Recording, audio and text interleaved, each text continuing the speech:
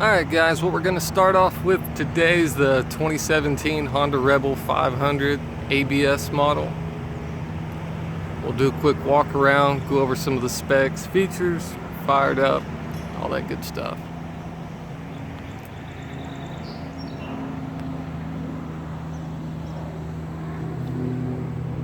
And what we'll start with first is up front. Yeah, like I said, this one does have ABS. It's a 296mm single disc with hydraulic calipers, and it has a single in the rear too, 240mm,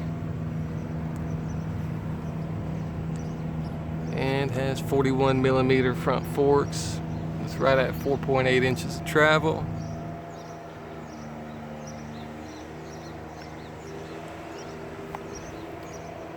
You can see the radiator here, so she is water cooled. And when it comes to the engine itself, this is the engine pulled straight out of the Honda CBR500R.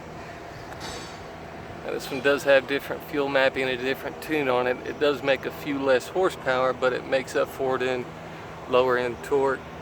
And it's right at on these, the engine's a 471cc. It's a parallel twin, of course water cooled like I mentioned. This one makes right at 45 horsepower at 8,500 RPMs and 32.9 foot-pounds of torque at 6,000 RPMs. And it is a dual overhead cam, 4 valves per cylinder.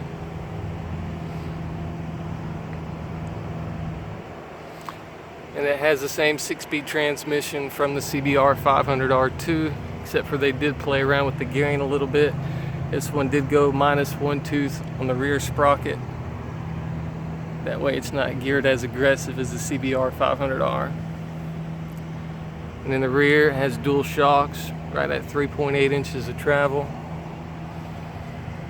And all of these do come with a solo seat setup, but they do make an accessory passenger seat that you can add on to it, as well as a ton of other different accessories for this all new model. And in the back it's got a 150/80/16 tire, fat 130/90/16 up front to match the look.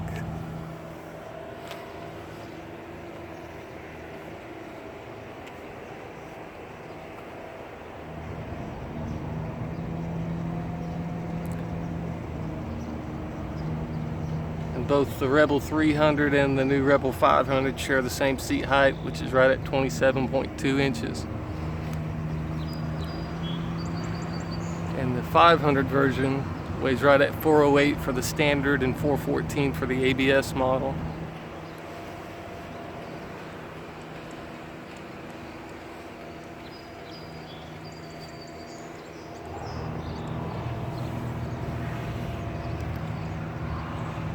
And it's got right at a 2.96 gallon fuel tank.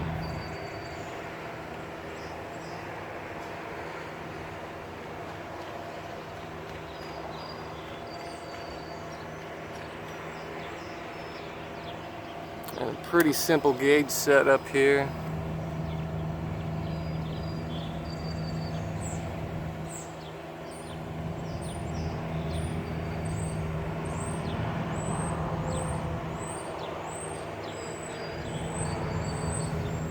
And we'll cycle through. You can see just basic trip A, trip B, back to the odometer there. And one of the nicest things, which may not seem that big to some people, but a lot of Hondas don't have gas gauges, but thankfully this one does. And we'll go ahead and start her up.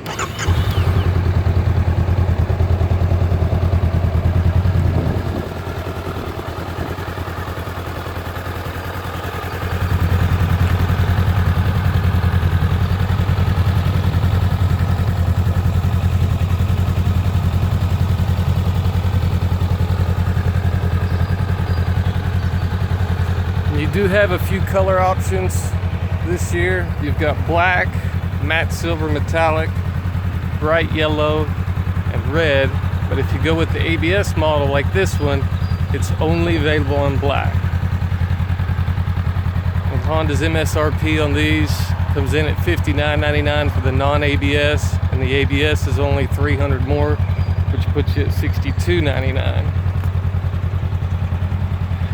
And then when you compare the Rebel 300 to the Rebel 500 as far as price difference goes, that's right at a $1,600 difference, because the Rebel 300 starts at $43.99.